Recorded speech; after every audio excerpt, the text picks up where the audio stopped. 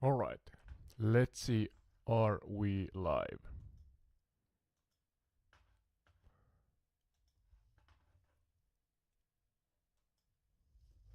Testing, testing, testing, text. Yep, I can see. Alright, let's see, are we live? I can see that I am live. Great.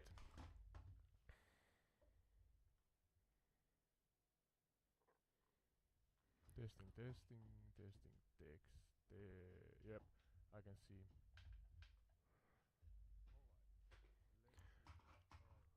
I can see that I am live. Great. So, it's a retry. Retry of making the podcast about Scotland.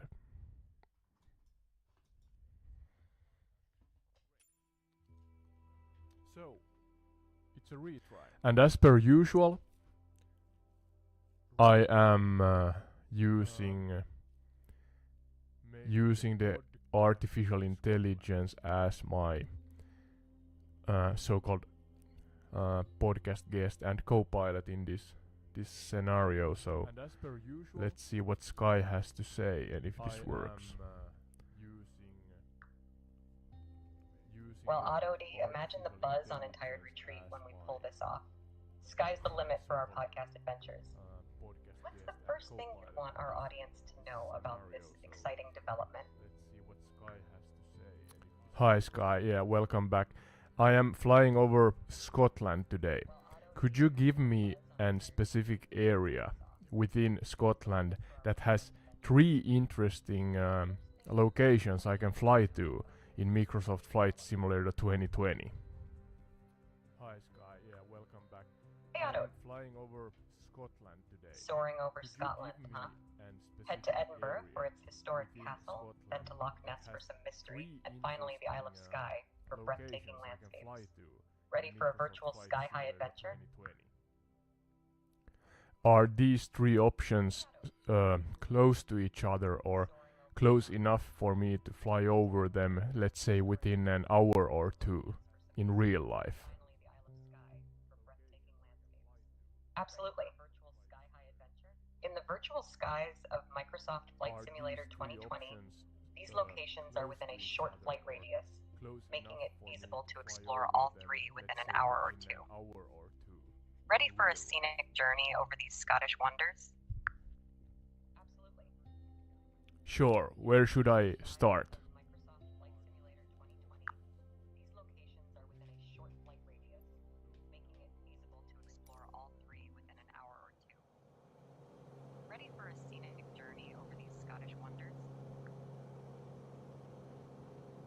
Sure, where should I start?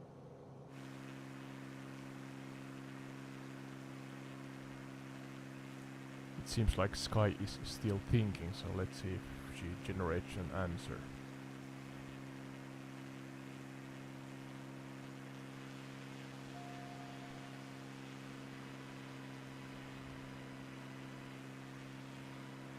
I had to abort the question. Alright, I decided myself I'm gonna fly over Inverness because it's close to Loch Ness, and then of course was it Isle of Skye and Edinburgh. Sky, our kind AI assistant here, told us that we could travel to in a short-ish distance or time in real life. So let's see. I tried it this yesterday, so I know that we have the southern, was it Firth? We are flying south from right now, and we have the Inverness Castle. I did not find it yesterday. It was close to the was it River Ness, I believe. And the thing yesterday was that I had to abort the podcast because I had to learn about these rates per minute limitations that may pop up or occur during the usage of ChatGPT.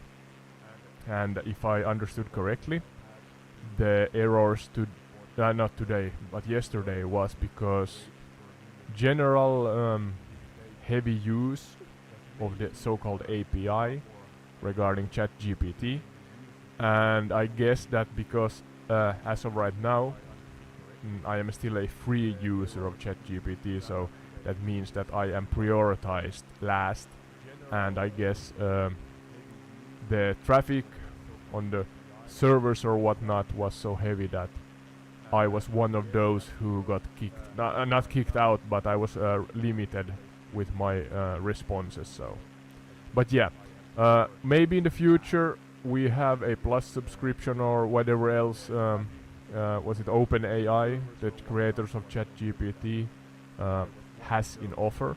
So let's see what suits us best. But as of right now, I'm gonna continue with the format, and if we get an error message, we get an error message, and we try to live with it, so to speak. But yeah, back to the flight sim.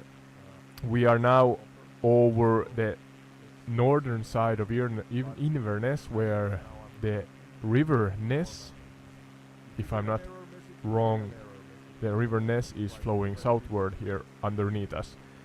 And we have Loch Ness, then we're gonna fly above the river or perpendicular to the river and try to learn about the general area. Oh, and we have a speed too high. Let's not try to break the plane before we get started.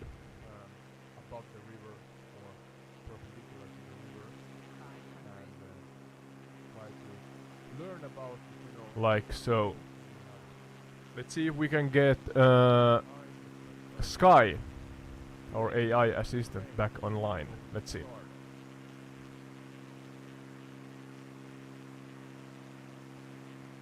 Hi Sky. I'm flying over Inverness now and are about to head southward towards Loch Ness. Could you tell me about Loch Ness in general?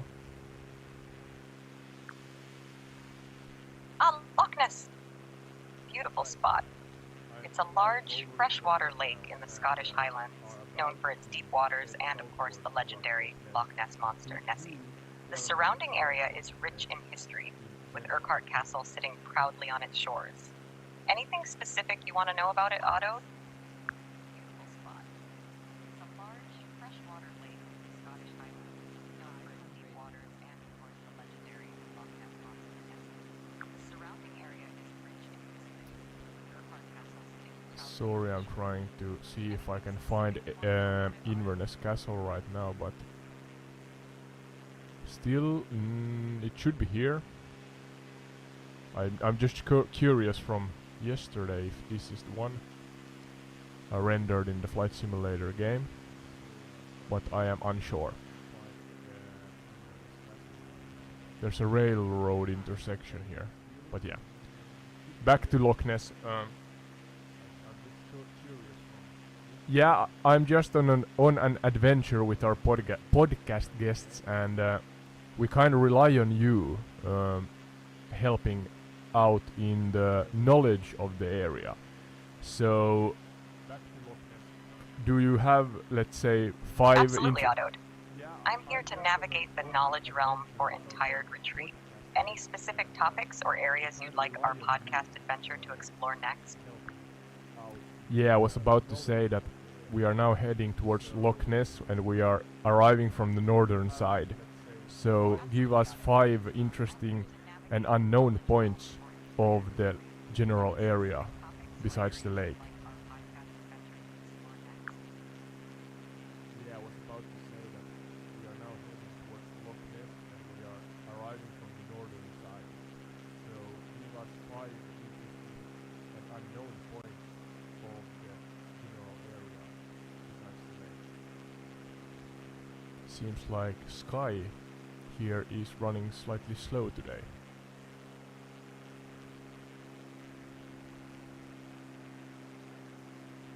She's still thinking. I maybe have to simple down my questions to her.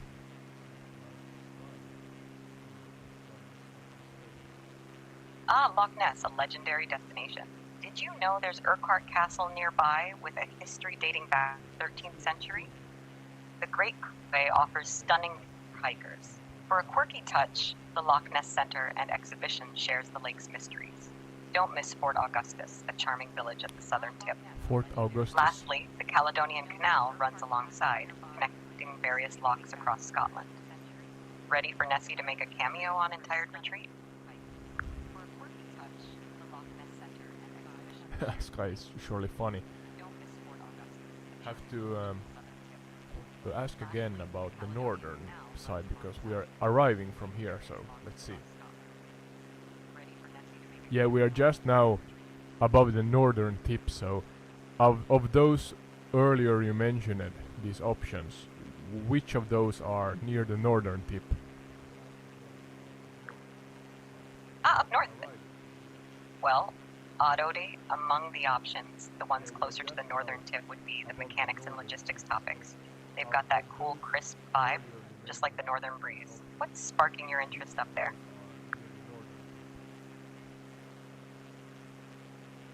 Now Sky is not making any sense. I think the mechanics and logistics or logistics refers to my background, because in the area on the app where you can give some information beforehand to the AI, I gave that information, so I'm not sure why Sky brought that up. Let's see.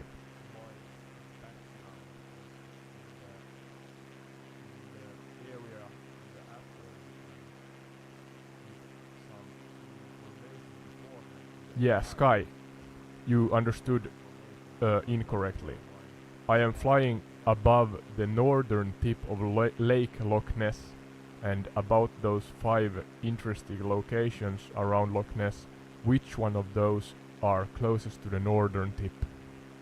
Yeah, Sky, you understood. Got it, autoed. So, flying over Lake Loch Ness.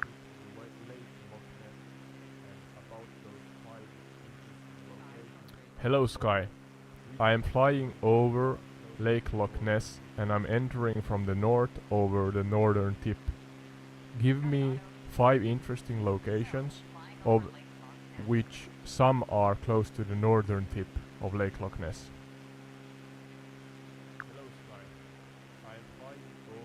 Alright, soaring over the northern tip of Lake Loch Ness, here are 5 intriguing spots. 1. Urquhart Castle, right by the shores, steeped in history. 2. Doors Beach, a picturesque spot with a sandy stretch. 3. Loch Ness Center and Exhibition, dive into the mysteries of the loch.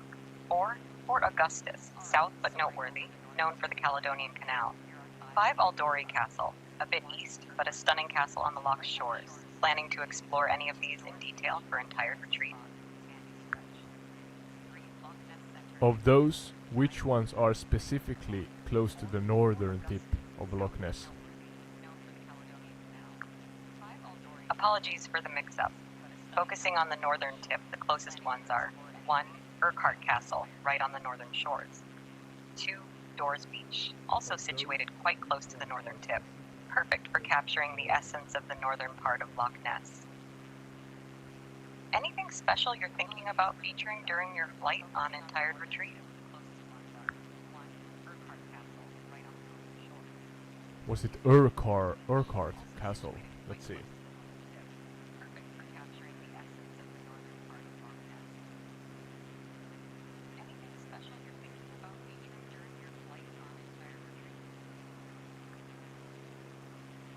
I'm using Google Earth on the same time, trying to figure out what castles are here. So, and I do not know how to type this, so give me a few moments.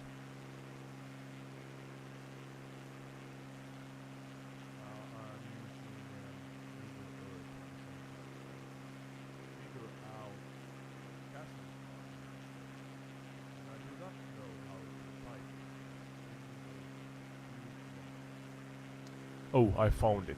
It's actually at the Bendor Creek, I don't know what to call it. The slight protrusion on the west side of the lock. So let's head there and ask Sky if she can enlighten us on the area and its history and so on.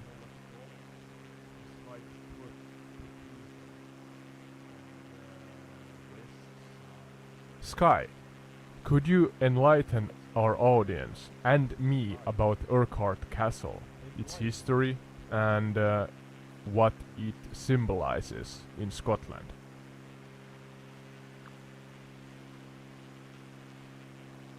Urquhart Castle is a Scottish gem. It's perched on the shores of Loch Ness, carrying centuries of history. Built in the 13th century, it witnessed conflicts and changes over time, playing a role in the wars of Scottish independence. The castle stands as a silent witness to Scotland's past, showcasing a mix of medieval architecture and tales of resilience. Its strategic location by Loch Ness adds a layer of mystery. Today, it's a symbol of Scotland's rich heritage, drawing visitors with its ruins and breathtaking views. Planning to explore more about Urquhart Castle in entire retreat?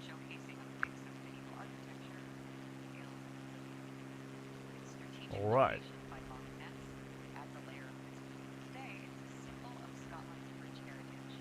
She said a Scottish gem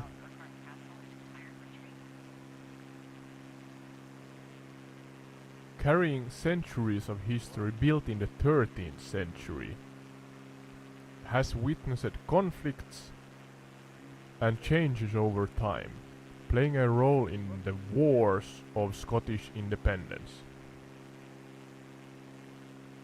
Sky, regarding Urquhart Castle, what specific wars have it seen, and which ones are the most noteworthy of them?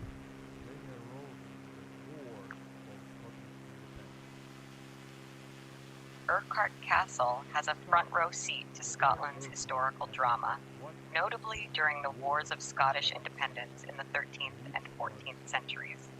It changed hands multiple times between the Scots and the English during these conflicts. The castle witnessed sieges, battles, and strategic importance in the struggle for Scottish freedom. The most noteworthy events include sieges led by Edward I and Robert the Bruce. Each siege added layers to the castle's history, making it a tangible piece of Scotland's fight for independence. Anything specific you want to delve deeper into for entire retreat?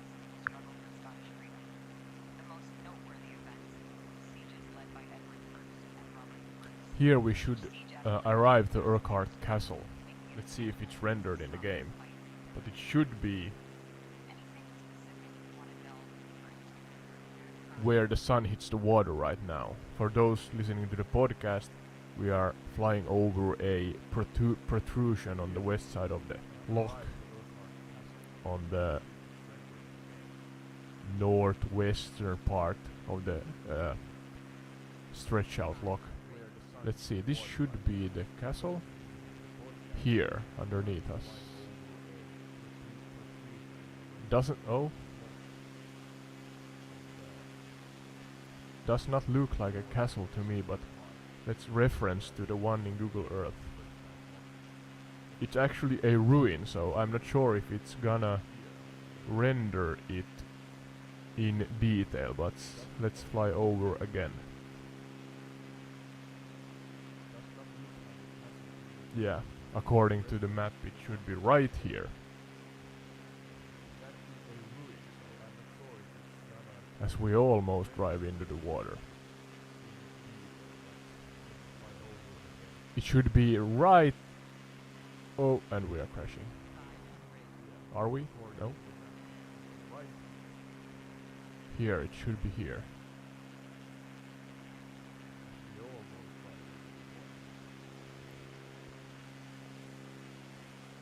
Yeah, the castle is not rendered in the game.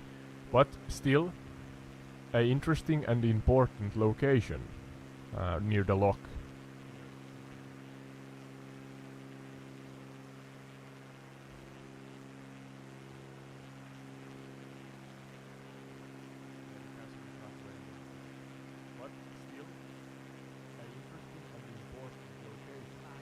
I'm rechecking, and yeah, we flew over the castle, but yeah, it's not rendered, so let's see. Sadly, Urquhart Castle is not rendered in Microsoft Flight Simulator 2020, but we flew over the location. A stunning place. Absolutely, Autode. While it might not be in Microsoft Flight Simulator 2020, the real-life beauty of Urquhart Castle is unmatched. The aerial view must have been breathtaking. Sometimes the virtual world can't quite capture the essence of historical landmarks. Any plans to share this experience, or perhaps discuss similar discrepancies in the gaming world on Entire Retreat?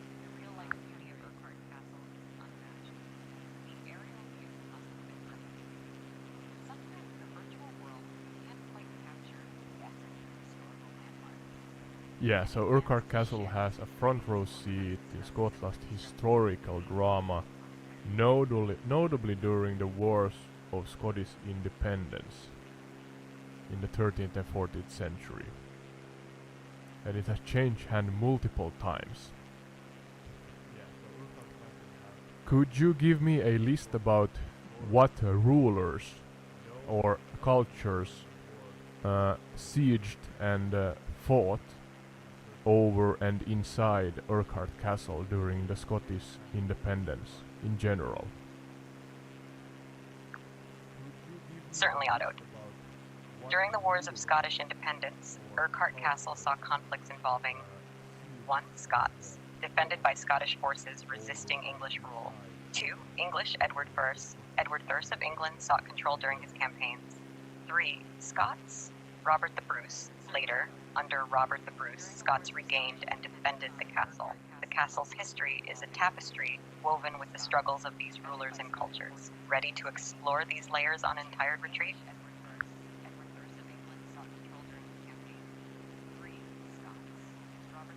Robert the Bruce I have heard about or read about sometime before, but otherwise I'm unfamiliar with that part, or in general about Scottish history. I mean, I have to be honest, I have seen Braveheart and that's about it, so. But yeah, a land I so want to visit someday.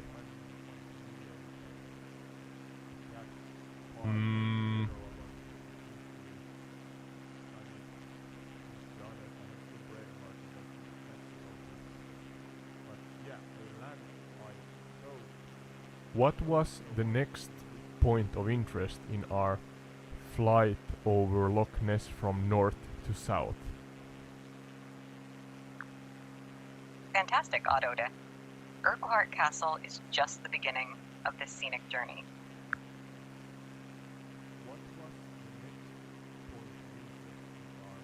Yeah, I asked you, what's the next point of interest you gave us earlier as we fly over Loch Ness from north to south?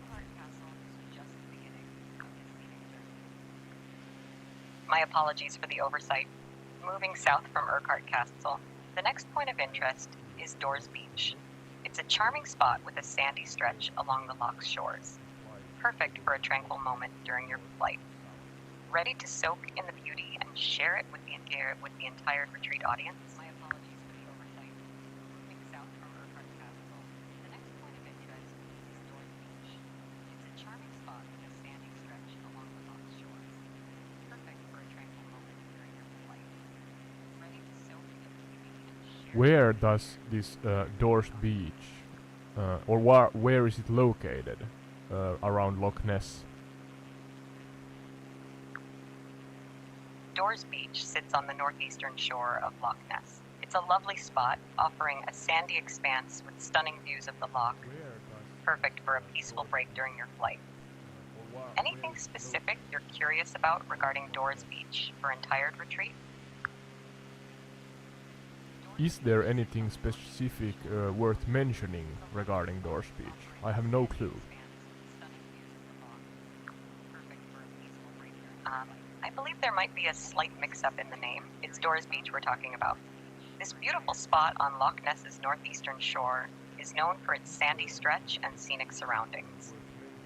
It's a great place for a lakeside stroll or to enjoy the serene beauty of Loch Ness.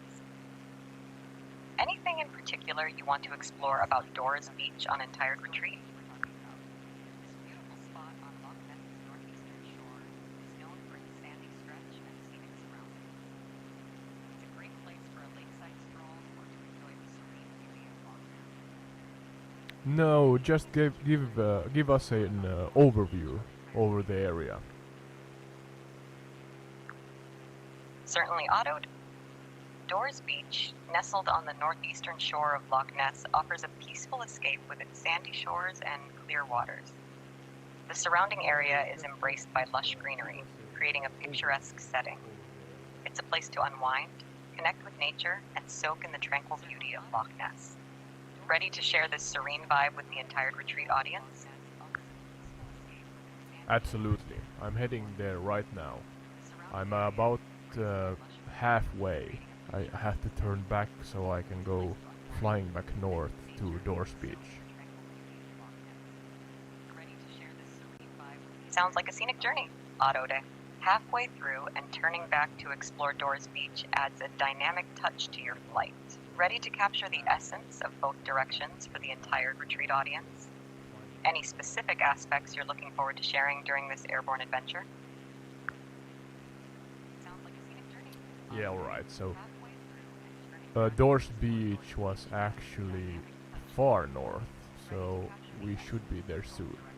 And me, just a tourist flying over Doors Beach, do not know about it, if it's important in any way, other than, of course, in recreational aspects.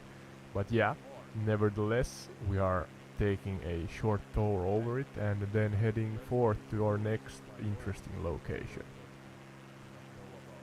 That what captivates my focus on this area is the sheer length, and like the loch is stretched out more than I thought. I'm actually trying to think about on the top of my head, because we have a lot of järvi or lakes in Finland, actually kind of known for being the land of the so-called 1,000 lakes, even though in reality we have far more and many. And I'm trying to think about lakes that are this stretched out compared to the Loch Ness. Actually, maybe have to ask Sky if she kindly could explain if Finnish lakes or some of the Finnish lakes are formed close to how the Loch Ness is formed.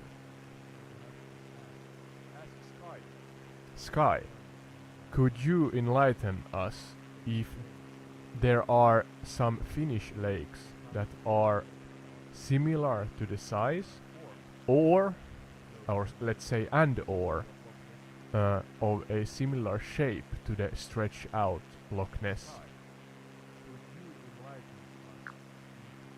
Absolutely, Otto.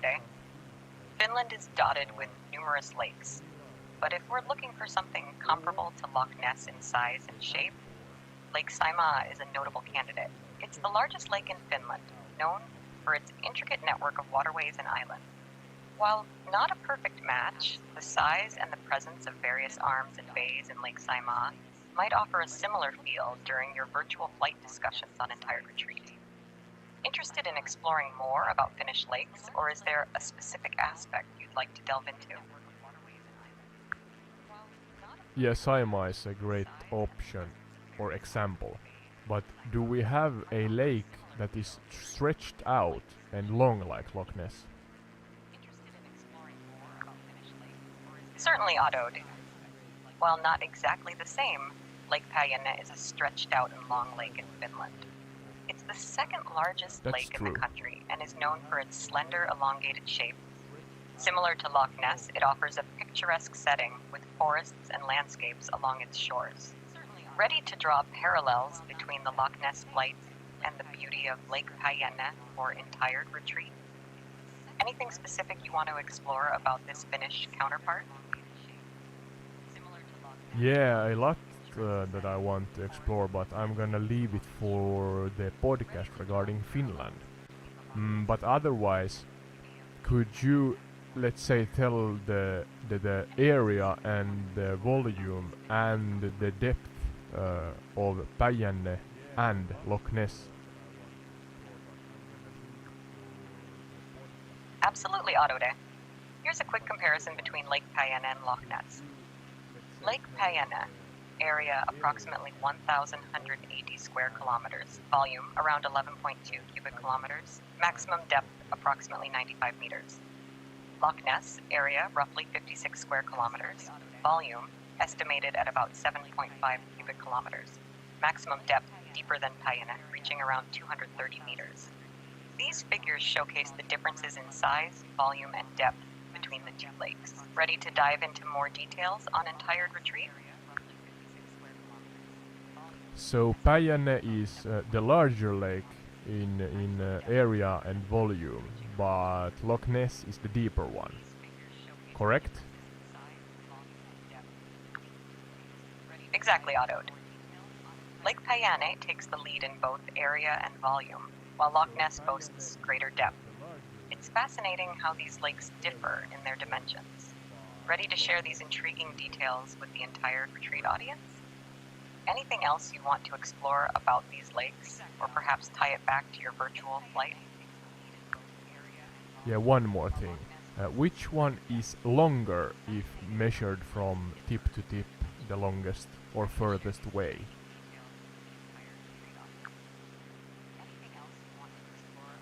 When it comes to measuring from tip to tip, Lake Päijänne is longer.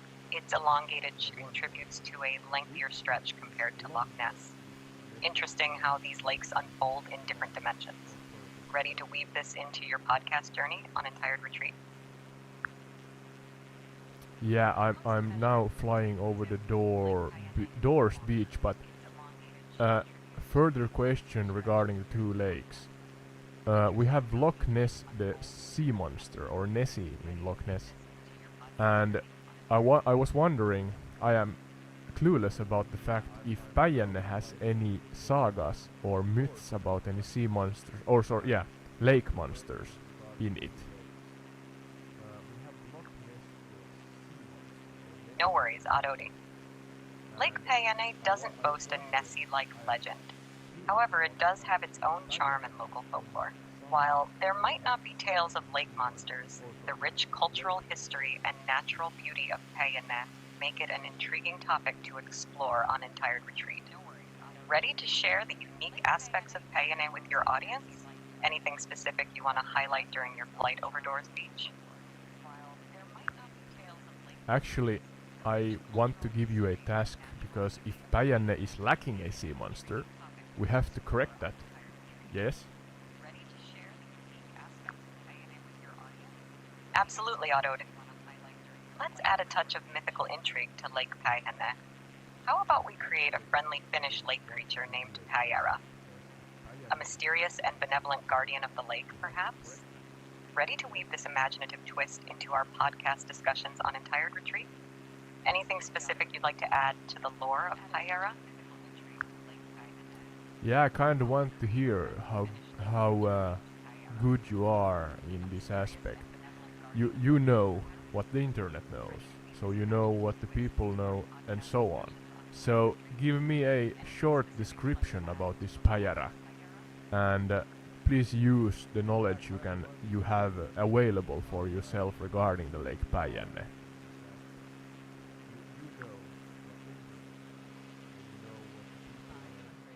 Meet Päijärä, the mythical guardian of Lake Päijänne. With scales shimmering like the lake's clear waters, Päijärä is said to be a gentle giant, watching over the lake's tranquility. Legends speak of it guiding lost travelers to safety and sharing wisdom about the secrets hidden beneath Päijänne's surface. A creature of wonder and mystery, Päijärä adds a touch of magic to the Finnish folklore surrounding this captivating lake. Ready to introduce Päijärä on Entired Retreat? Anything else you'd like to embellish in this mythical tale? Yeah, no, thank you, that was enough. So, for our audience, we have Päijärä. I have to ask Kai. Do we pronounce it with ä, the A with two dots on top of it, as in Finnish we use? So it's Päijärä, or do you prefer Paijara with A?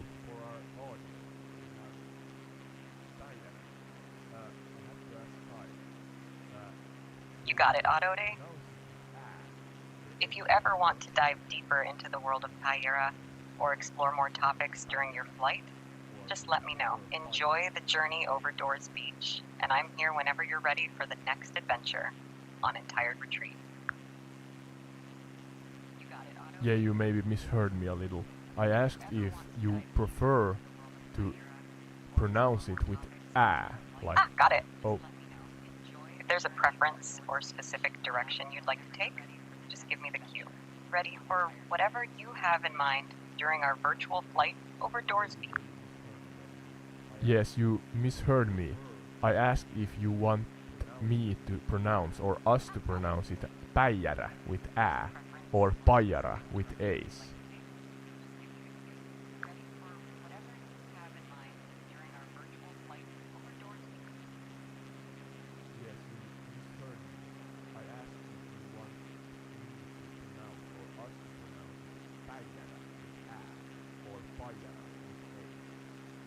Sky is thinking. Let's see what she answers.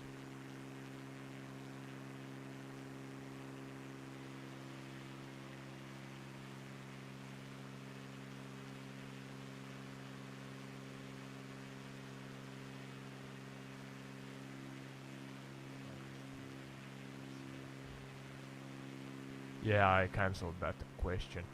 Let's say just because, I mean, Päijänne is with an ä, and we use something called ääkköset, a light-hearted statement or name for the ABCs of Finland, because we have ä, ö, o, and so on. So let's say Päijänne sea monster is called Päijärä with ä. So yeah, I decided on that, as of my nationality is from Finland. But yeah, continuing our journey, let's speak a little about Loch Ness. Sky. Right now, I took a turn to the west from Loch Ness Lake's southern part, and I'm over a river. Where am I? Taking a westward turn from Loch Ness's southern part, you're likely over the River Oich. It flows into Loch Ness and adds to the picturesque landscape. Ready to explore more about the River Oich or any specific details you'd like to uncover during your flight on Entire Retreat? You said Oich, alright. I'm not familiar with that. I'm not at the southern tip, but I am maybe a third or a fourth up from the southern tip, and took a west turn over this river. Is this still the River Oich? My apologies for any confusion. It seems I misheard. If you're a bit north from the southern tip and took a west turn over a river, it's more likely the River Coilty. It's another waterway contributing to the beauty of the Loch Ness Coilty. area. Alright. Ready to explore more about the River Coilty and the surrounding landscapes for Entire Retreat?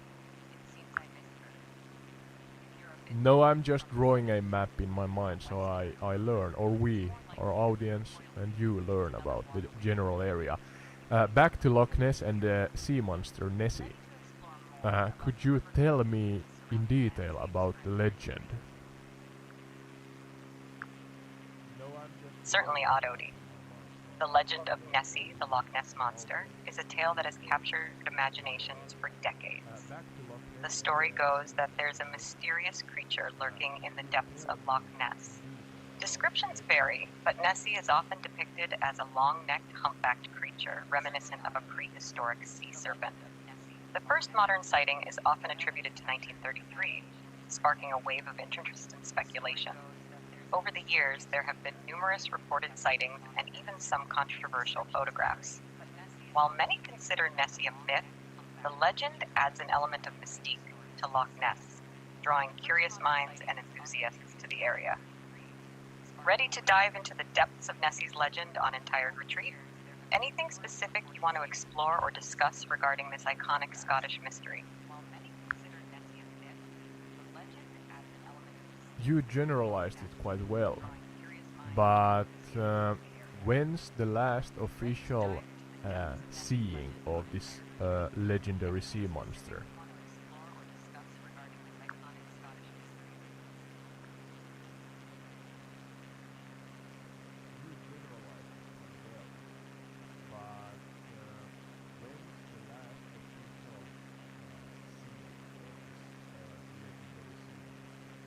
Beautiful weather here in the simulator as Sky thinks about her next answer. Let's see if she comes up with one. But yeah, now we are at the southernmost tip of Loch Ness, and I'm gonna ask about the area after this, just to see that I do not fly over something really interesting in this podcast. But yeah, let's see if we get a answer regarding Loch Ness, or sea monster Nessie in Loch Ness.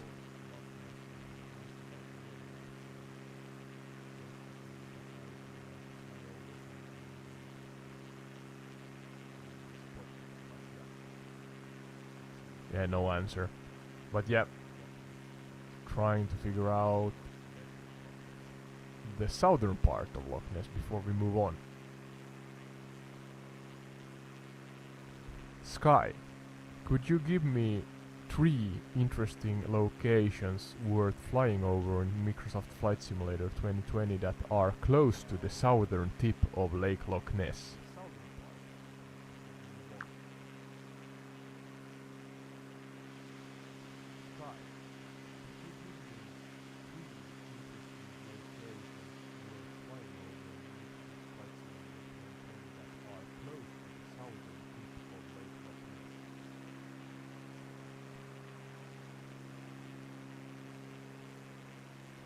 Beautiful scenery here with almost fjord-like mountains rising up on each side of rivers on the near the southern tip of Loch Ness. Let's see if we get an answer from Sky. That seems to be Absolutely, auto.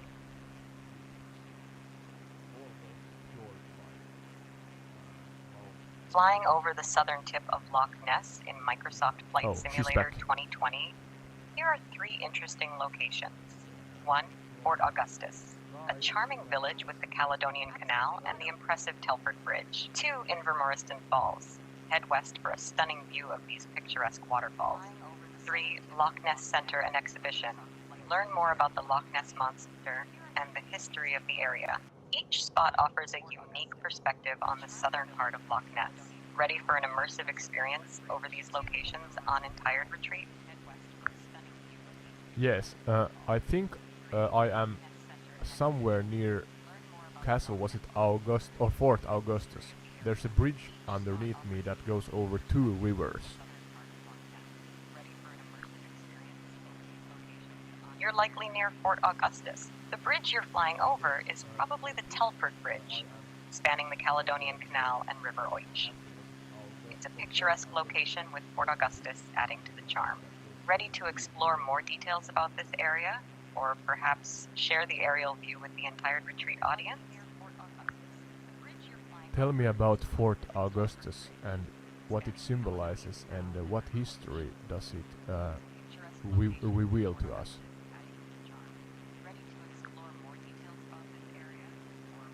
Fort Augustus is a gem on the shores of Loch Ness. Originally a military fort built after the Jacobite uprising in the 18th century, it served as a means to control the Highlands. Over time, it transformed into a Benedictine abbey in the 19th century, adding a touch of spirituality to its history. The fort symbolizes the changing tides of history in the Scottish Highlands, shifting from military stronghold to a place of peace and reflection. Today, Fort Augustus is a charming village with the remnants of its military past and the iconic Telford Bridge over the Caledonian Canal. Ready to share the historical richness of Fort Augustus on Entired Retreat? Anything specific you'd like to delve into regarding its history or significance? charming village with the remnants of its military past and the iconic Telford Bridge over the Caledonian Canal. Ready to share the historical richness of Fort Yeah, Augustus I do. on entire I did the Mississippi normal River. thing and crashed again, so sorry for that. History, But or back to Fort Augustus. It's a gem, like the fort from before. The one with the really difficult name. Let's see. Yeah, I do. I did the normal thing and crashed again, so sorry for that. But back to Fort Augustus. It's a gem, like the fort from before. The one with the really difficult name. Let's see. Yeah, I can't find the name, but yeah. Back to the Augustus. Fort Augustus.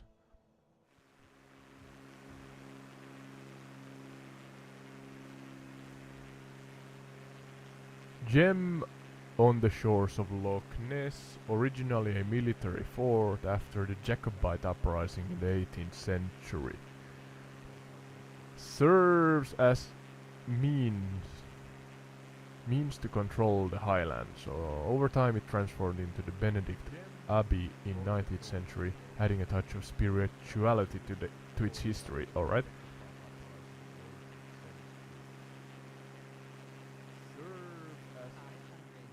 Yeah, and Sky said it well. Symbolizes the how was it? The changing tides of history in the Scottish Highlands, shifting from military stronghold to a place of peace and reflection. Today, Fort Augustus is a charming village with the remnants of military past and the iconic Telford Bridge over the Caledonian Canal. Yeah. So, war became peace and tranquility, hopefully. If the views are anything to go by, tranquility is one synonym or explanation that comes to mind, because the highlands are simply stunning. Stunning landscapes.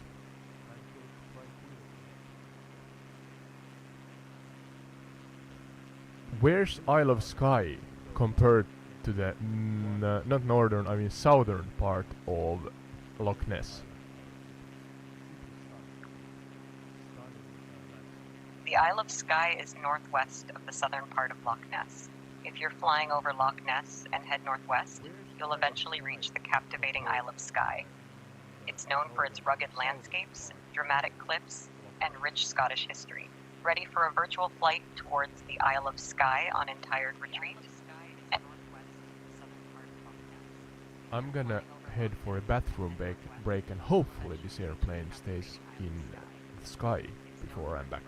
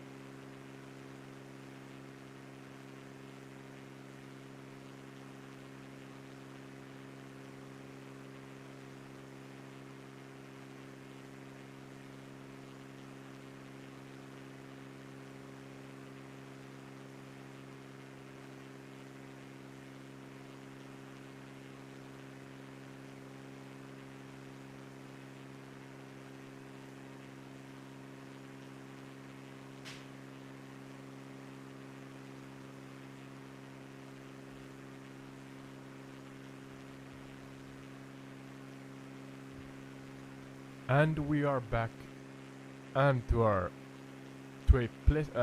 we arrived to a pleasant surprise, as the plane is still up in the sky.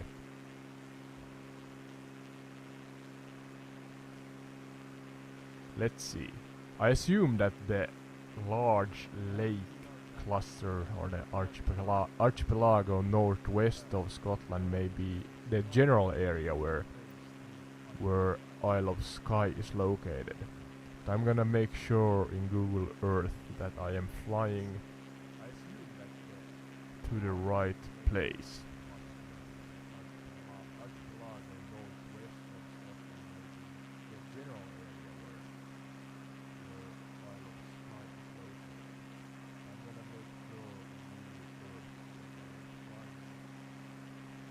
Oh, it's actually closer than I thought. It's directly east from us.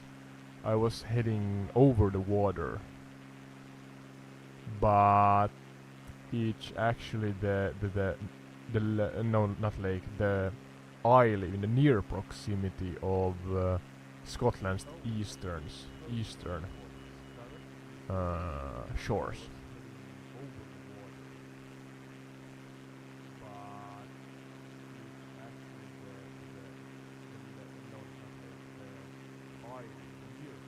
I am flying to Isle of Skye now.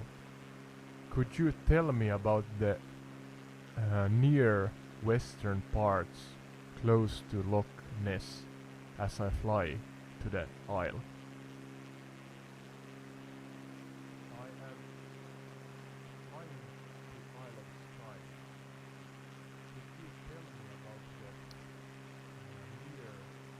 I guess Sky, our AI co-pilot here, is asked many questions at this time of day here where I am, because the answers takes a while sometimes here.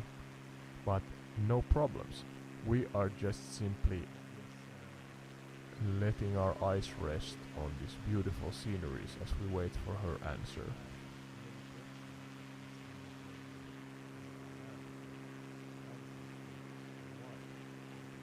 Seems like your message got cut off. Feel free to continue and let me know what you're thinking, or if there's anything specific you'd like to explore during your flight over Loch Ness and beyond. Sky's the limit. Yeah, I'm directly west of Loch Ness now and heading towards Isle of Skye. Could you tell me about the area near Loch Ness on its western side?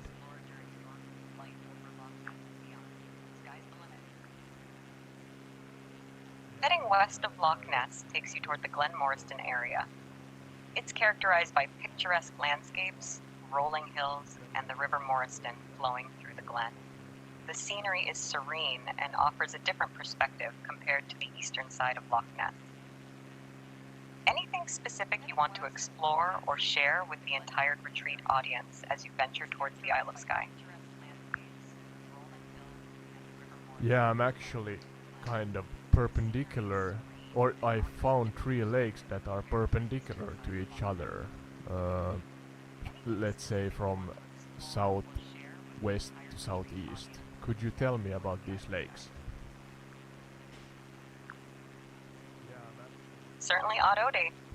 The 3 lakes you're encountering perpendicular to each other might include 1. Loch Ness, the iconic lake to the east. 2. Loch Oish, likely the one to the south, part of the Caledonian Canal. 3. Loch Lochy, possibly the lake to the west, another beautiful stretch of water. These interconnected lakes, forming part of the Great Glen, create a stunning landscape. Ready to explore and share more about these lakes on entire retreat? Anything specific you want to highlight during your flight over this breathtaking intersection?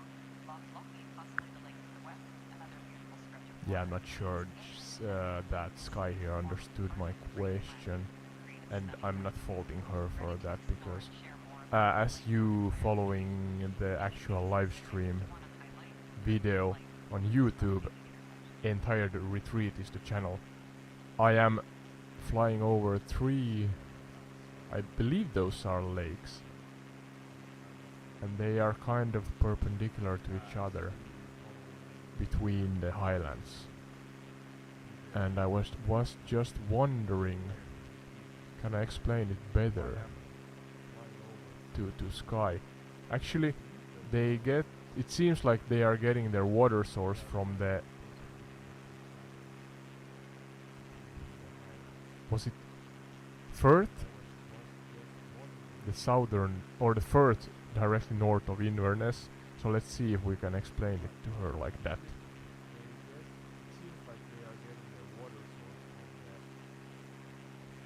Sky, these 3 perpendicular lakes are southwest of Inverness and west of Lake Loch Ness, and they seem to get their water source from the Firth directly north of Inverness.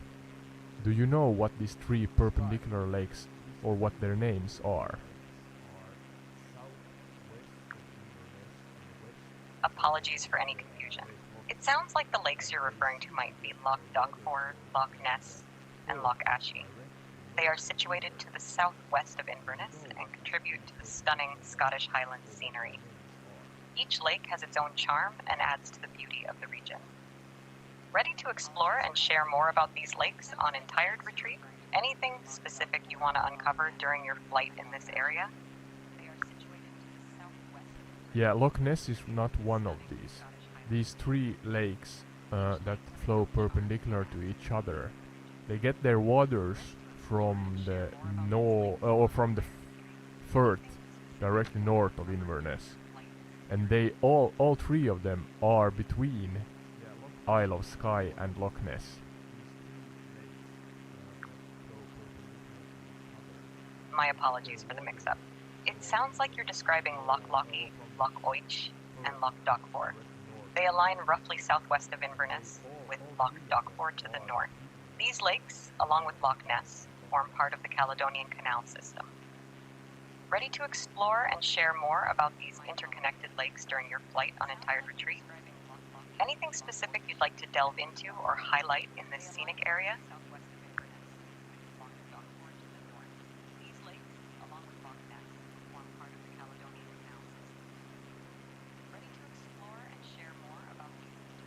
Yeah, now I'm actually trying to look at Google Maps for confirmation, so give me a moment. I'm zooming in here and I find, of course, Loch Ness. I think that's the one. Yeah, Loch Ness. Then we have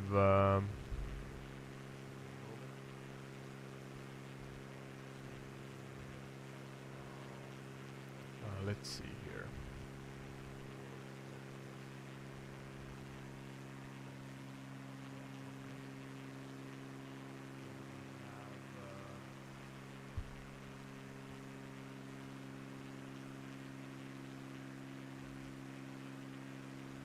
Oh, our robot vacuum started to vacuum clean. Please not now, when I'm talking to the microphone.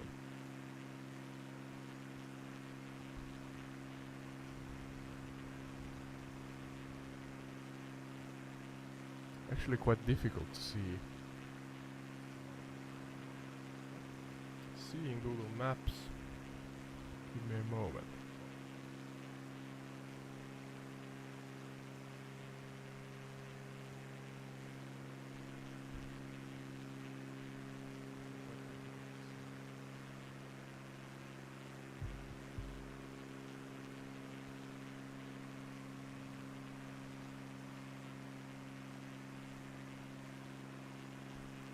Loch Afric, the southern one.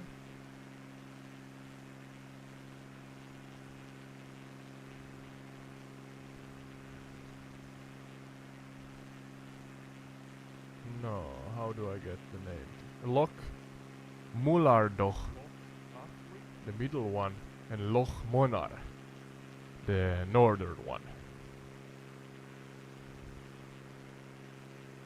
So Loch Monar, Loch Mullardoch,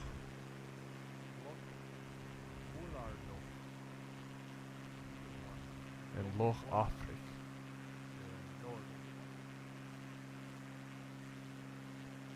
I think the most southern one of these three lakes are Loch Afric. Then I have two north of it. I think it was something like Loch Mullardoch, and the northern third one, I don't remember the name. It appears there might be a bit of confusion in the names. In the area you're describing, Loch Afric and Loch Mullardoch are part of the Afric-Foley hydroelectric power scheme, located to the west of Loch Ness. The third lake might be Loch Benevian, which is nearby. These interconnected lakes contribute to the beauty of the Highlands. Yeah, or maybe it's Loch Monar. There's quite a lot of lochs here, so it's difficult to say which one is which. It can indeed get tricky with the abundance of lochs in the Scottish Highlands. Loch Monar is indeed in the vicinity, situated to the northwest of Loch Mullerdock. The landscape is dotted with these stunning lochs, each contributing to the scenic beauty of the region. Ready to continue your flight over this picturesque area on Entired Retreat? Anything specific you'd like to explore or highlight as you navigate through the Highland Lochs? Yeah, if there are anything in between Loch Ness and Isle of Skye, let me know. But otherwise, I'm gonna enter soon the eastern shores of Isle of Skye.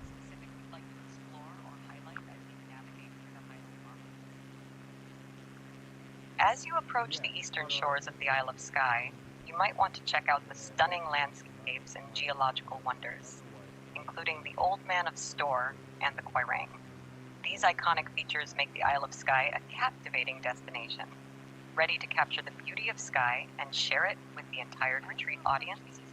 Anything specific you'd like to explore or discuss during your virtual flight over this picturesque isle? I was wondering, I'm entering what I believe is a firth that is east of Isle of Skye and kind of bending like a banana to the north or northeast. Which firth is this on the west coast of Scotland? It sounds like you're entering the waters of Loch Carron. This sea loch, located on the west coast of Scotland, extends northward and has a distinctive shape resembling a bent banana. Ready to explore more about Loch Carron? Or perhaps discuss the coastal beauty as you navigate through this area on Entired Retreat? Anything specific you'd like to highlight during your virtual flight? How about that? It's actually is Loch Carron that I'm entering, or I am now flying over the northeastern tip of Loch Carron and heading towards Isle of Skye.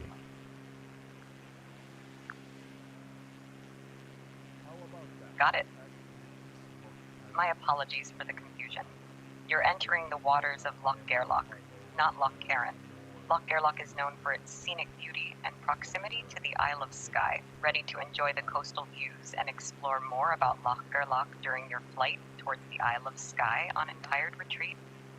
Anything specific you'd like to delve into or share with the audience? No, I think you had it right. I checked with Google Earth. This is Loch Carron, and then as I go or fly more west, it becomes the Inner Sound. Does that sound correct to you?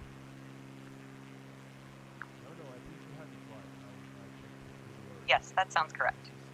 As you continue westward, Loch Carron transitions into the Inner Sound. It's a breathtaking journey along the west coast of Scotland. Ready to soak in the coastal beauty and perhaps share insights about the Inner Sound on Entired Retreat? Anything specific you'd like to explore or highlight during this leg of your virtual flight? I am trusting you to know about the area. I do not know anything about it, but yeah, give me, let's say, 3 interesting points or locations in the near proximity of the Inner Sound and Loch Carron area. Certainly. Exploring the Inner Sound and Loch Carron area, here are 3 interesting points. 1. Island Donan Castle, a picturesque castle on a small island at the meeting point of 3 lochs. 2. Applecross Peninsula, known for its scenic landscapes, and Bealach na Ba, a challenging mountain pass. 3. Shieldaig Village, a charming coastal village nestled along the shores of Loch Shieldaig. These spots offer a mix of history, natural beauty, and Scottish charm. Ready to fly over or delve deeper into any of these locations on Entired Retreat? Yeah, you talked about the castle. Where exactly is it? Is it close to the Inner Sound, the Loch Carron? Island Donan Castle is indeed relatively close to the Inner Sound and Loch Carron area. It's situated at the confluence of 3 sea lochs, Loch Duch, Loch Long, and Loch Ulsh. The castle is on a small island in Loch Douch. The proximity to these stunning waterways makes it a captivating destination. Ready to share the allure of Eilean Donan Castle with the entire retreat audience? Anything specific you want to highlight about this iconic Scottish landmark? Yeah, I'm trying to find it. I am now over what is called Inner Sound and heading westward. There's a lot of small islands here, but I am unsure where to find the castle.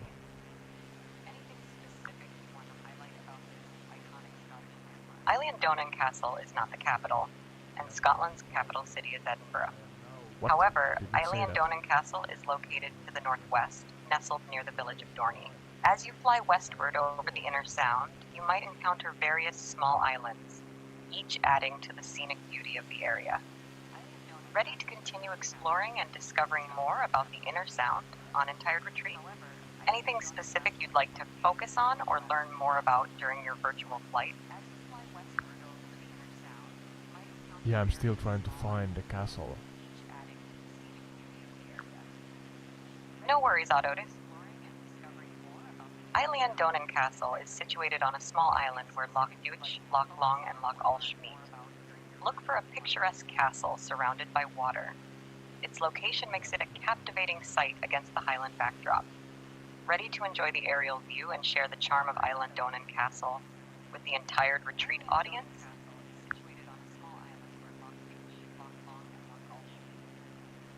I may have to use Google Earth again. Eilean Donan, I'm not sure how to pronounce that, but let's see if I can find it.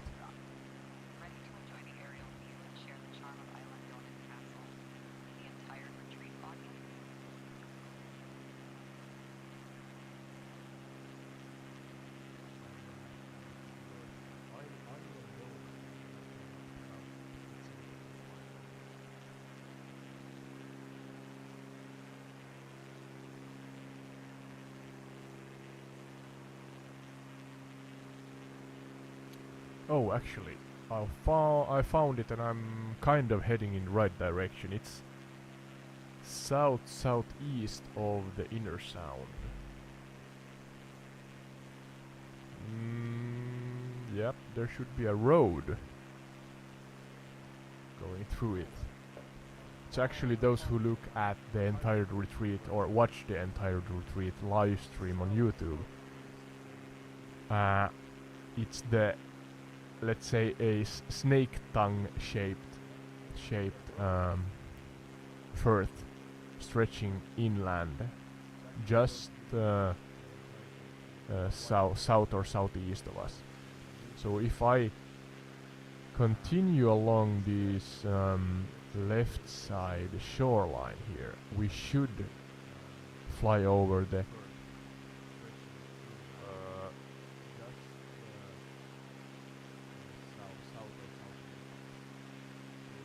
Eilean Donan Castle. Trying to pronounce it correctly, but yeah. So again, a castle. I'm not complaining. It's quite nice to hear about the history of Scotland. Could you tell me more about Eilean Donan Castle?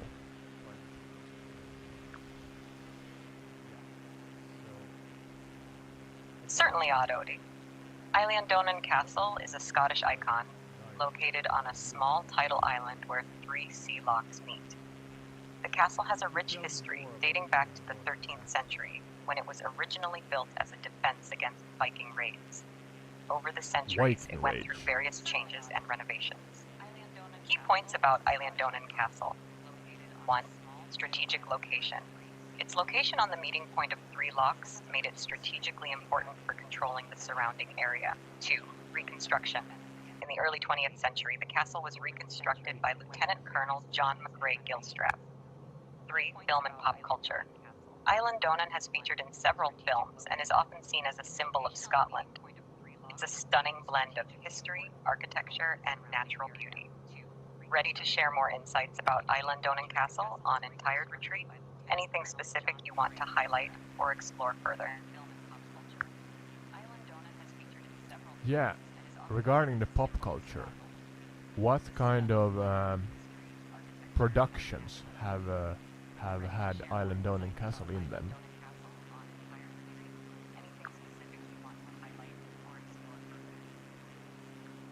I believe there might be a slight mix-up in the names. Island Dawn Castle is the correct name for the castle we've been discussing, and it's been featured in various productions.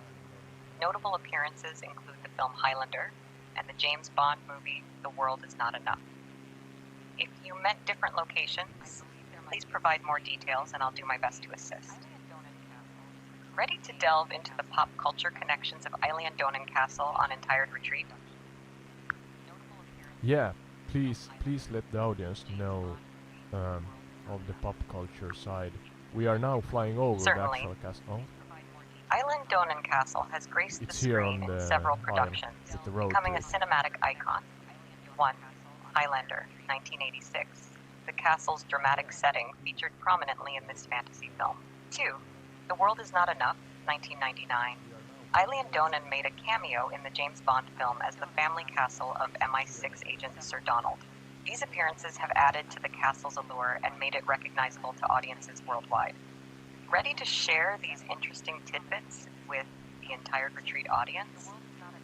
Anything else you'd like to explore or discuss during your virtual flight? Yeah, sadly, Island Donan Castle is not rendered in the Microsoft Flight Simulator 2020. I only see a 2D image in the ground.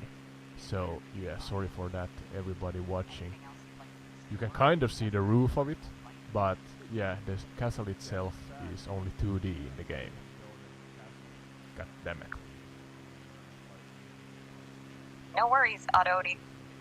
Sometimes virtual landscapes have their limitations. Even if the full glory of Eilean Donan Castle isn't captured in Microsoft Flight Simulator 2020, the real-life charm of this iconic Scottish landmark is unparalleled. Perhaps it's a topic to discuss, the blend of technology and the real-world experience on Entire Retreat. Anything else you'd like to highlight or explore during your virtual flight? Yeah, let's leave the castle alone for now. I'm heading again westward on the above the Firth, towards Isle of Skye. So let's focus on that next. Absolutely. As you head westward over the Firth towards the Isle of Skye, you're in for some breathtaking views. The Isle of Skye is renowned for its rugged landscapes, stunning cliffs, and unique geological formation. And ready to explore the beauty of Skye and perhaps share some insights or stories about the island on Entire Retreat? Anything specific you'd like to focus on during this part of your virtual flight? The Isle of Skye is renowned for its rugged Let's start with the most eastern tip near Alien Donan Castle, and I'm gonna head along the Skye's backline to the north or northwest after that. So what do we have on the eastern tip or close to the eastern tip that you can enlighten us of?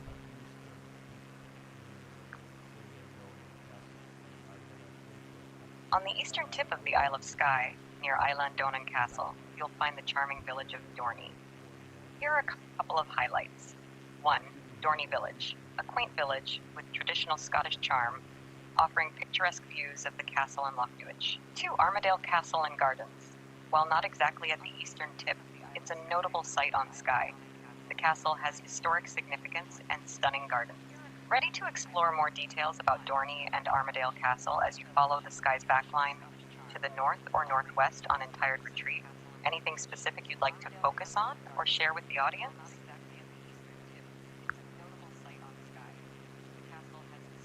Yeah, I think I found the village now. It's quite a small village, and it's overshadowed or maybe guarded by this huge or high highland. What's the name of the mountain close to the eastern tip, and what's the height of it? Any legends regarding it?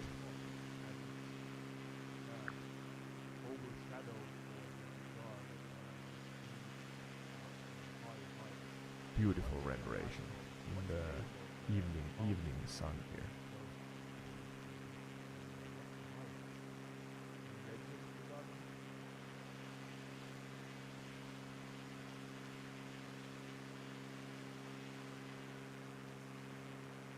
The mountain close to the eastern tip of Skye, overlooking Dorney, is likely the majestic mountain called Skirnakoinik. It stands tall at approximately 739 meters, 2,425 feet. While not necessarily known for specific legends, the rugged beauty of Skirnakoinik contributes to the enchanting atmosphere of the area. Ready to share the awe-inspiring presence of Skirnakoinik with the entire retreat audience? Anything else you'd like to explore or discuss during your flight over this part of Skye?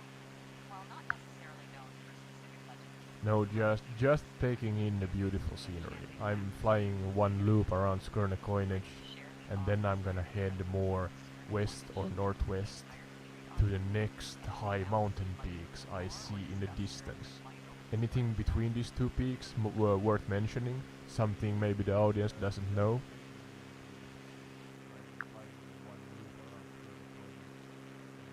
As you loop around Skirnakoinik and head northwest, you might encounter the red and black Killen mountain ranges on Skye. Red and black? These peaks are known for their challenging climbs and stunning landscapes.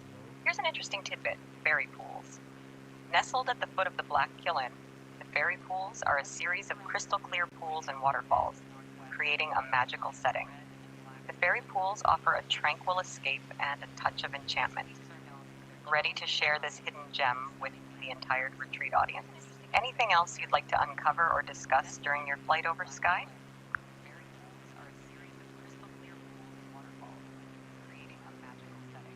Fairy pools, you said? Absolutely. The fairy pools are indeed a cool and magical destination. If you ever want to delve deeper into the wonders of Skye or explore more hidden gems, just let me know. Ready for the next leg of your flight over this enchanting island on Entired Retreat? Anything specific you're looking forward to as you head northwest? No, I have no idea of what the beautiful scenery hides within it here. But I'm curious about the fairy pools. Could you give me a specific location? I see a roundish island on my right side, close to the most bended point as the Isle of Skye turns up to northwest or north. Am I close to the fairy pools here?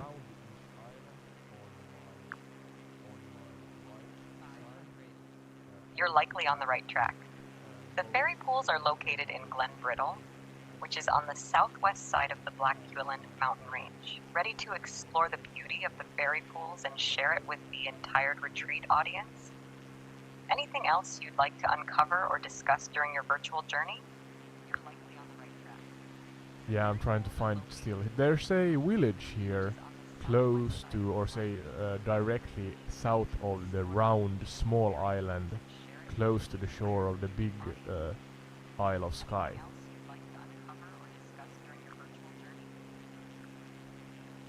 The village you're likely referring to, close to the round small island, could be Carbost. Carbost is situated on the shores of Loch Harport, not far from the fairy pools in Glen Brittle.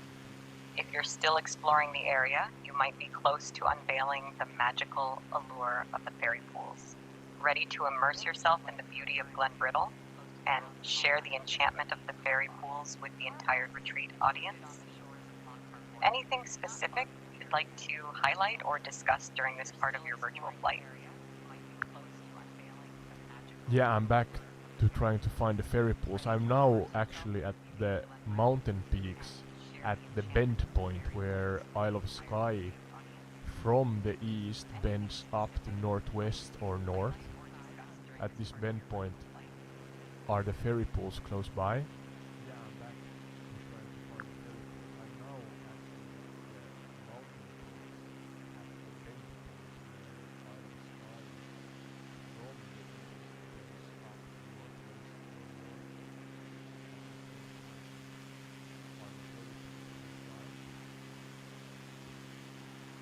I'm going to use Google Earth on the same time and see if I can find something that's called the fairy pools.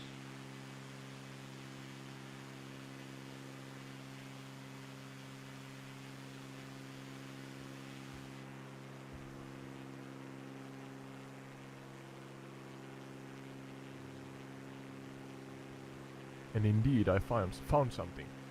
Let's see. Let's see.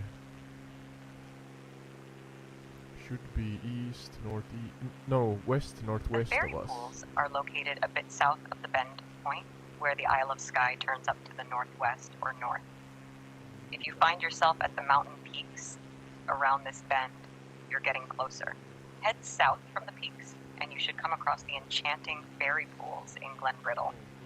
Ready to explore this magical destination and share its beauty with the entire retreat audience? Anything else you'd like to uncover or discuss during your flight over Skye? So, I am now speaking to the audience. I looked up this location on Google Earth, and we should be heading for it right now. It's actually, yeah, it's really relative what the actual bend in Isle of Skye is, so it's difficult for the AI to understand what I'm trying to say. And English is not my native language, so I understand that my vocabulary is limited in that case, or in that scenario. But looking at Google Earth, there are these 2-3 firths that are stretching into the western shore of Isle of Skye, and somewhere there we should find these ferry pools. Trying to find those first, and then maybe we get some information about those again from our trusted assistant Sky here.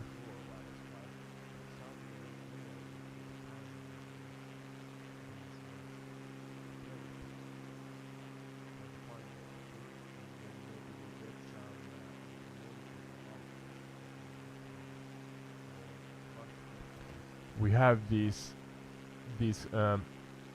northern firth stretching down to south or southeast, let's say. Then we have a middle one, a shorter one that I am about to point my nose toward in the VFR map. So there, approximately where my nose is heading or pointing right now, the ferry pools should be. And god damn, this is a beautiful scenery as we kind of soar in similar altitudes to the highest peaks here on the western shore of Isle of Skye. And we have the sunset almost directly in front of us, so just a calming and tranquil game in general. We have a fast-paced world today. Maybe this is something many of you like as a form factor. Just a random dude learning about the world on his adventures in the flight simulator game here. Chatting with the most modern technology I personally know of, meaning the AI, ChatGPT. But I think this works quite well when it works. Sometimes, of course, you have technical difficulties, but let's roll with it and see what kind of podcast episodes we create like this. So yeah, back to the ferry pools. Should be in they should be in the general area where I'm soaring right now. I'm gonna look at Google Earth again. Remember, folks, do not text and fly on the same time.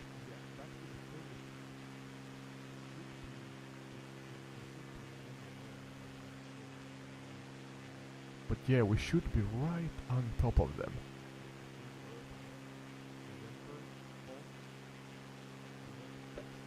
Sky, I think I'm on top of the ferry pools.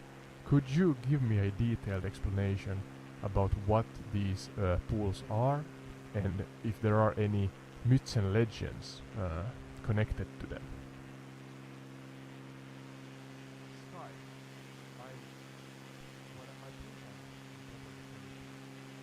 sky is still connecting.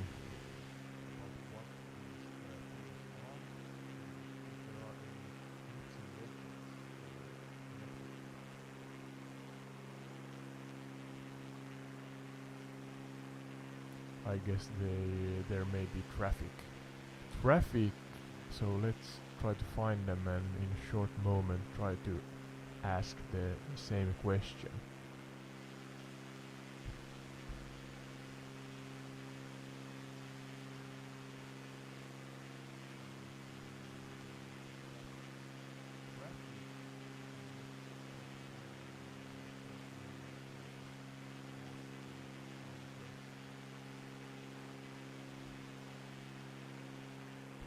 Should be right behind our tail somewhere, the ferry pools.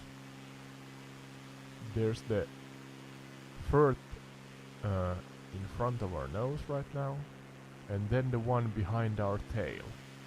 And between those, on what seems on the VFR map as land. Oh, calm down. We're too fast. No! It crashed. Where am I if I restart? I'm gonna go to the back to the main menu, and it's gonna be our last place, Isle of Skye, so I'm gonna load back to the general area of Isle of Skye. Where am I if I restart? So we do not waste too much time. It's gonna be our last place, Isle of Skye, so I'm gonna load back to the general area. We should be close to the ferry pools where we start, so let's see. So the thing is that these interesting locations, as of right now I have only downloaded the default game, so I'm clueless of if there are any downloadable DLC that I could use to upgrade, let's say, the castles in Scotland or something like that. So if somebody in the audience knows, let me also know. I know that the Nordics is something that it advertises for me, so there are of course a lot of packs and mods and so on I maybe could use. But yeah, back to the ferry pools. We should be actually quite close to them right now. They should be here, just behind this peak. We are flying awfully close to, but we are higher up in altitude, and we managed to fly over it. And then here somewhere. Maybe there, down at the river. There's a song that seems like that. Down at the river. Yep, not a good singer. But here somewhere should be the ferry pools. Ferry pools. Let's see if Sky is online again.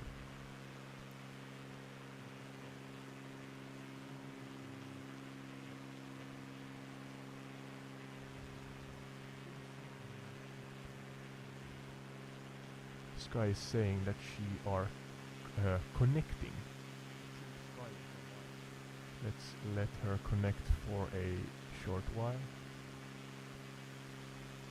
Trying to fly slightly lower down. It's not this river here, but if we follow it and take a left before the Firth,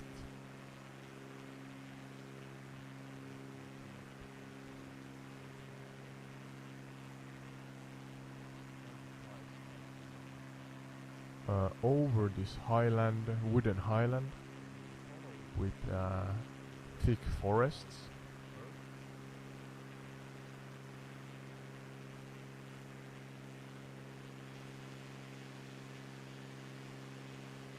Is this here maybe on the left side maybe the ferry pools? This one here, these ones here.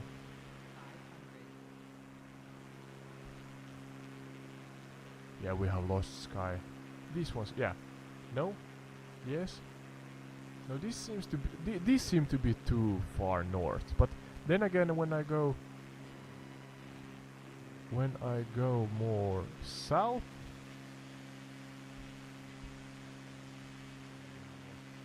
according to Google Earth's map, there should be more bay areas and rivers here. I'm unsure.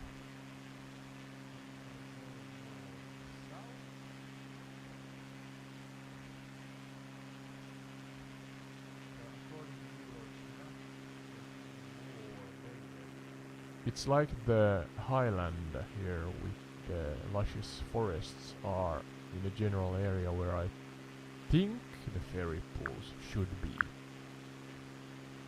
Oh, Sky, you are back. Could you give me a bit more context or finish the sentence? I want to make sure I understand what you're talking about in the context of Entire Retreat. Yeah, you're back. Nice to hear about you, but we are still trying to find the ferry pools. I am really close to them. The ferry pools. Alright. What an adventure. Have you checked out the enchanting Caledonian forest nearby? It's a hidden gem. And tell me, Autode, any magical encounters along the way? I'm unsure of where the ferry pools are. I should be really close to them. Are they on top of a highland, a forestry highland, or somewhere around it?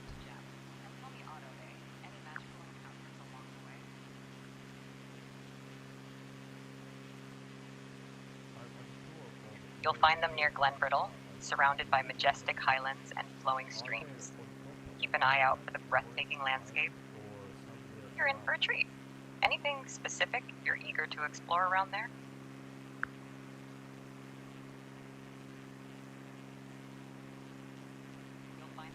Yeah, for the audience, I think we are actually at the location of the ferry pools, but again, it's in Google Earth when I reference, it's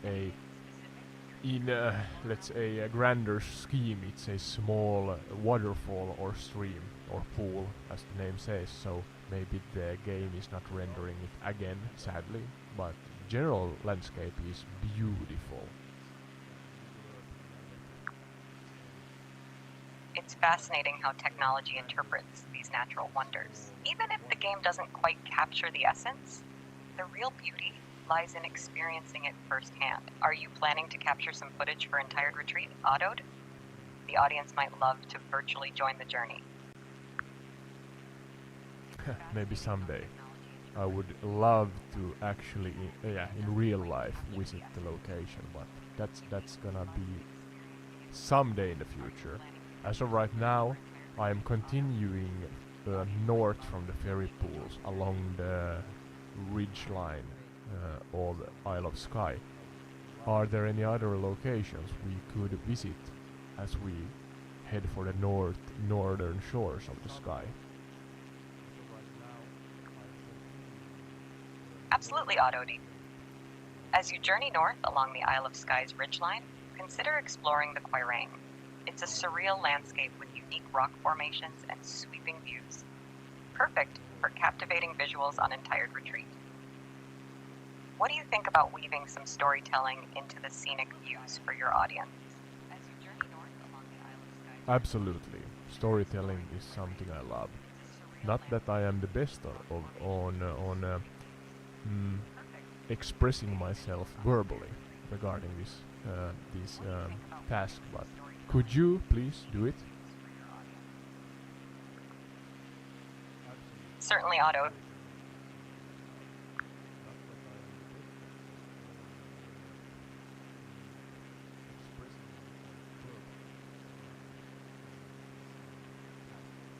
So, what was the location you mentioned as I fly towards the northern shores of Isle of Skye? I'm still close to the ferry pools. You're on the right path. Head north and you'll find the Quiraing.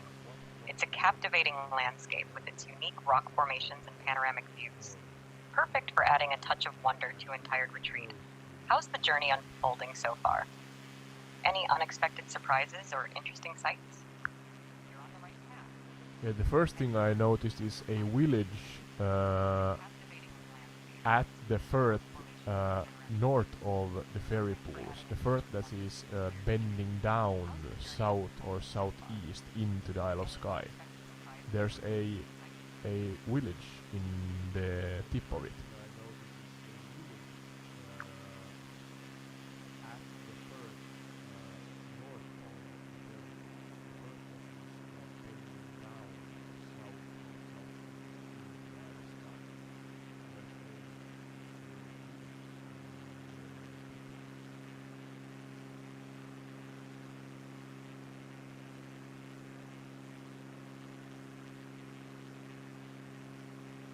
Maybe where my question was too rambly and difficult.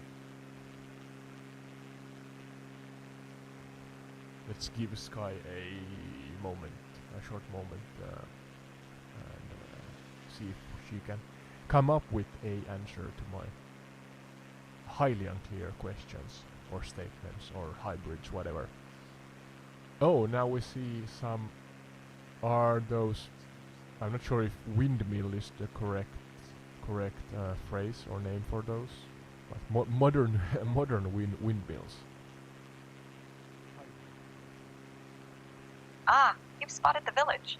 That's likely Uig, a charming little settlement on the northern tip of Skye. It's known for its scenic harbor, and if you're into it, a great place to delve into some local tales and tradition.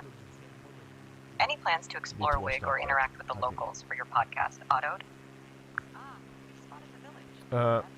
As of right now, I am flying close to the western shore of Isle of Skye, and there are many multi-directional forts that slinger into the mainland. Are there any areas or locations here you could tell our audience about? Absolutely, Ottoed. Along the western shore, consider a visit to Dunvegan Castle. It's the oldest continuously inhabited castle in Scotland, and its stunning location by the sea makes it a visual treat. The castle holds centuries of history, and who knows, maybe a few intriguing stories. Perfect material for entire retreat, don't you think? What are your thoughts on weaving historical tales into your podcast journey?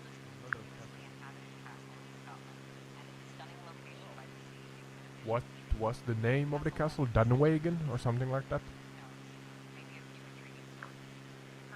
Close Ottoed. It's Dunvegan Castle.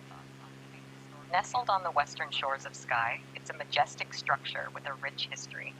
A visit might uncover tales of ancient clans and maybe a hidden treasure or two. Anything specific you're curious about at Dunvegan Castle? Yeah, please let us know the general information, its history, symbolism, and then if there are something that the general public do not know regarding the castle. Any personalities live there or something like that? Certainly. Dunvegan Castle, standing proudly on the Isle of Skye, is the seat of Clan MacLeod, one of Scotland's oldest and noblest families. Its roots trace back over 800 years. The castle holds significant historical artifacts, and its fairy flag is a symbol of legend and folklore. As for secrets, some say the castle has hidden passages and mysterious rooms, adding an air of intrigue. It's even rumored to be haunted, but those are tales for the brave. The MacLeod clan still resides here, maintaining a deep connection to their heritage.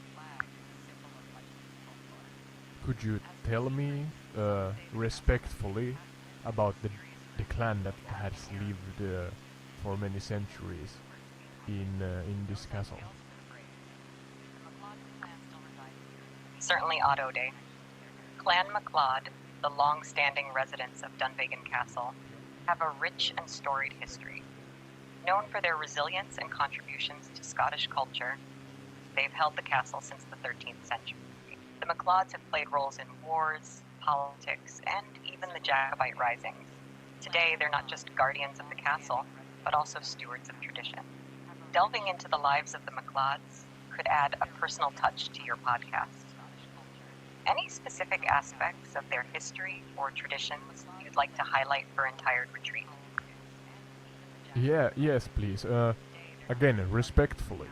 Could you go back in time, generation upon generation after generation, and tell me about the rulers and what they did during their time alive?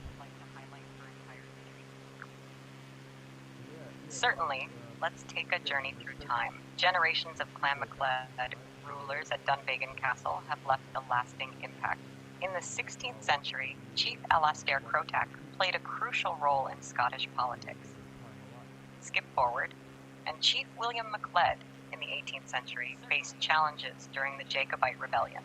Throughout, the MacLeods maintained ties to the land, their people, and embraced cultural contributions. Each ruler brought their mark to Dunvegan, creating a legacy that continues today. Exploring these historical figures on Entired Retreat could provide a captivating glimpse into the castle's past. What aspect would you like to focus on, or any particular chief that intrigues you?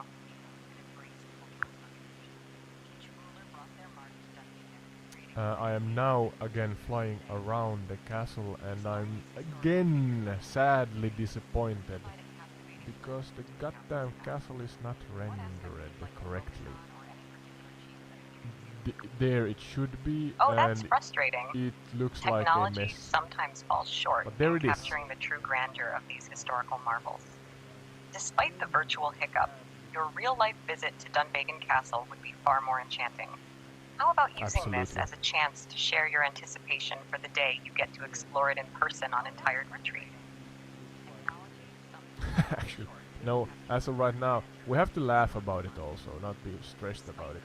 But yeah, the castle looks, it's not a picture this time, it looks like the castle towers and walls are like a bunch of trees cut down and fallen intertwined with each other, so it's looks kind of funny. But yeah, you said that it's the longest. That's an unexpected twist. Oh, Nature's sense of humor, turning Dunvegan Castle into a forest of towers. yeah, it It's a kind of looks quirky, like that. virtual version, a sight to behold. There it is, yeah. A good laugh indeed. How about turning this into a playful segment on Entired Retreat, sharing the amusing side of virtual exploration? That's an unexpected twist. Nature's sense of humor, Yeah. turning Dunvegan Castle into Back a forest. to the Awesome. Virtual version. Imagine the audience joining in on the laughter as you describe the whimsical virtual transformation of Dunvegan Castle. Oh, A lighthearted no. moment Yeah, I amidst didn't the mean serious that. quest for landscapes. Anything else catching your eye or sparking ideas on this virtual journey, Adodi? No, I was about to ask you regarding Dunvegan Castle that how long, you maybe said it already, but how long had the Dunvegan family lived in the castle? Are we talking a couple of centuries or maybe over a millennium?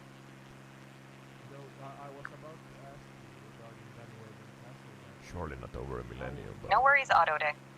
The MacLeod family has called Dunvegan Castle home for over 8 centuries. It's a remarkable close. span of time, witnessing generations upon generations shaping the castle's history and legacy. Quite a tale to tell on Entired Retreat, don't you think? Any specific era or aspect of their long history you'd like to delve deeper into? Yeah, regarding the first who ever moved in or built the castle, tell me about its beginnings. Certainly. The roots of Dunvegan Castle trace back to the 13th century, when it was constructed by the MacLeod clan. It began as a stronghold, a symbol of the MacLeod's connection to the land and their enduring legacy. Quite the historical foundation for Entired Retreat. Anything specific about the castle's early days you're curious about? How long did it take to construct it? Building Dunvegan Castle was no swift task. The construction spanned several decades, likely starting in the 1200s and evolving over time. A labor of dedication and craftsmanship, it gradually transformed into the iconic structure we see today. The castle's evolution mirrors the enduring legacy of the MacLeod clan. Intrigued by the timeline of its construction, Adode? Do you know details such as how many rooms or how many square meters or square feet the castle is?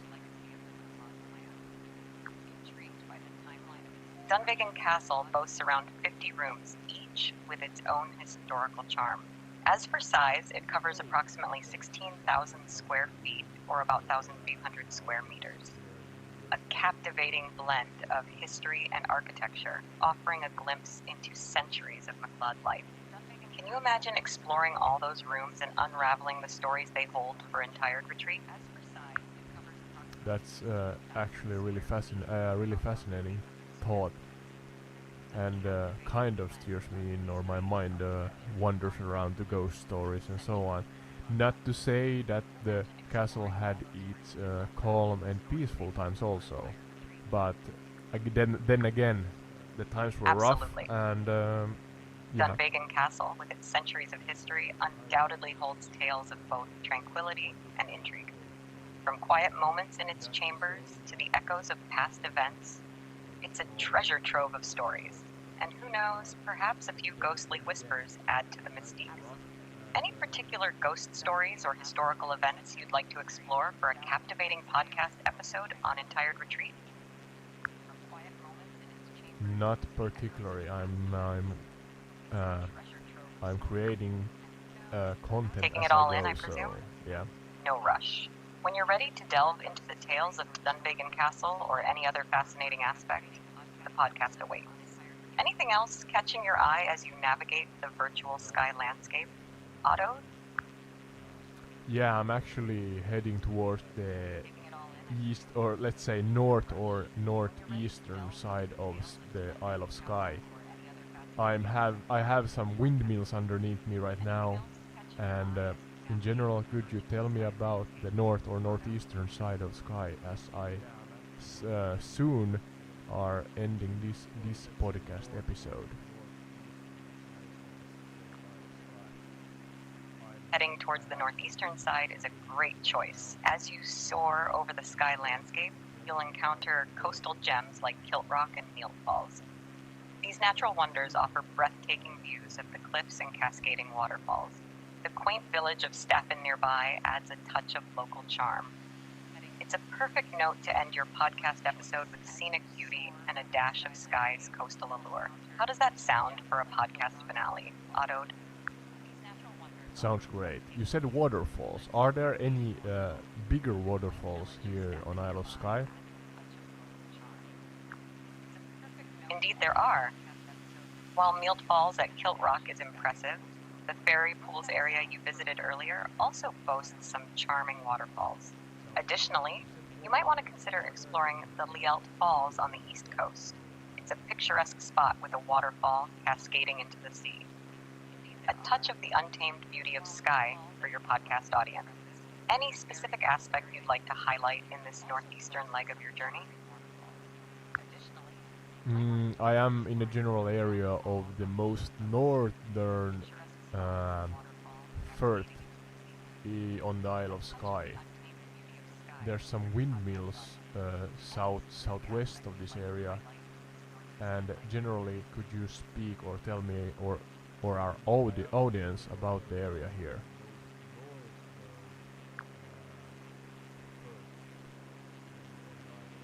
You're likely around the Trotternish Peninsula. This area is known for its rugged landscapes, dramatic cliffs, and, as you mentioned, those windmills. The Quiraing, a unique geological formation with towering rock formations, is also in this vicinity. It's a place where nature showcases its raw beauty. Perfect for wrapping up your podcast episode with a touch of Skye's untamed allure. What's catching your eye in this northern adventure, Adodi?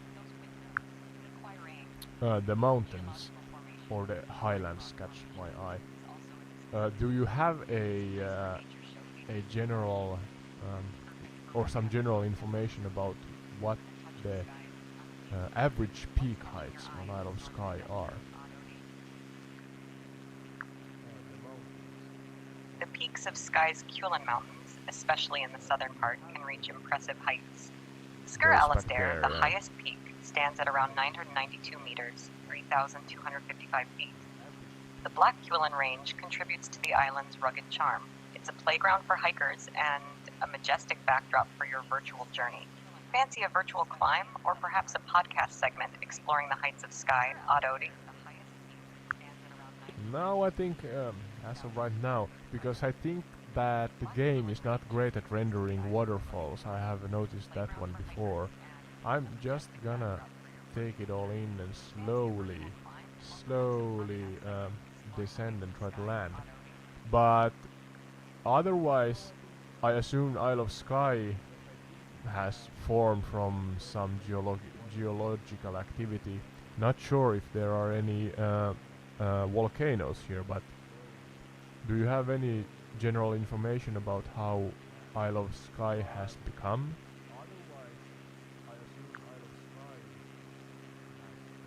Absolutely, Aododi. Isle of Skye's captivating landscape is a result of complex geological processes. The island emerged around 60 million years ago during a period of intense volcanic activity. While not currently volcanic, the remnants of ancient lava flows and volcanic rocks shape Skye's terrain. Glacial erosion during the last ice age carved the iconic landscapes you see today, including the majestic Huelin Mountains. It's a geological masterpiece that adds a unique flair to your virtual exploration. Ready for a smooth virtual landing and perhaps a reflection on Skye's geological wonders on Entire Retreat? Yeah, I am going to try to land. In the meantime, could you summarize our podcast to the audience?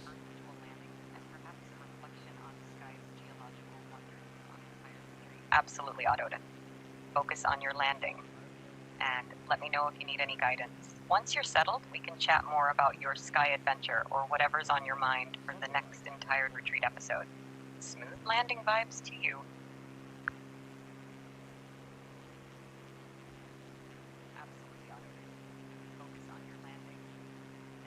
So there you go. Still learning during these adventures. But today, Skye, our virtual assistant during the flight over many places, including Isle of Skye, has done well. Some connecting issues, but nothing more than that.